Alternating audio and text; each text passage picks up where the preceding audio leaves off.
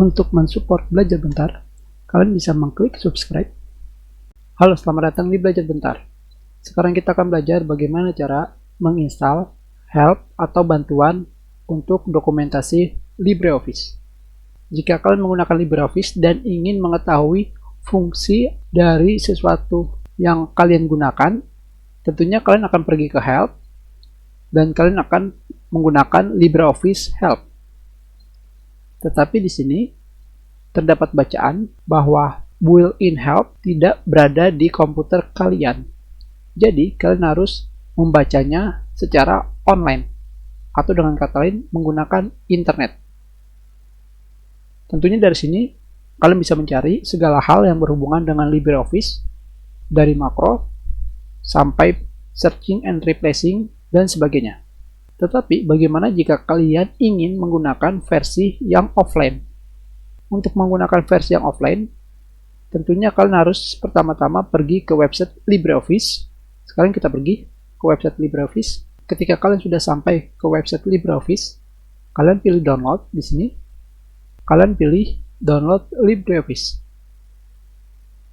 Setelah itu di sini kalian pilih help for offline use. Kalian pilih.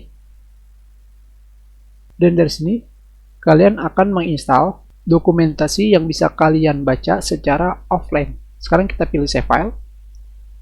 Hanya 2 MB. Kita buka. Dan sekarang di sini, kita klik OK. Tetapi yang perlu kalian harus ketahui di sini sebelumnya, kalian harus memilih versi LibreOffice yang kalian gunakan. Apakah kalian menggunakan Windows 32 atau 64? Dikarenakan pertolongan offline atau bantuan offline-nya harus mengikuti versi dari LibreOffice kalian. Sekarang kita kembali lagi ke sini. Kita pilih next. Kita pilih next kembali. Kita install. Kita pilih yes. Kita klik finish. Sekarang kita lihat pada LibreOffice. Dan kita pilih help. Dan kita pilih LibreOffice help. Dan kita pilih browser yang kalian inginkan.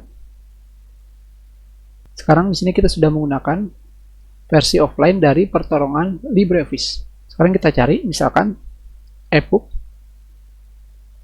export seperti yang biasanya kita gunakan dan sudah selesai. Hanya seperti ini saja. Kita sudahi pelajaran kita. Terima kasih.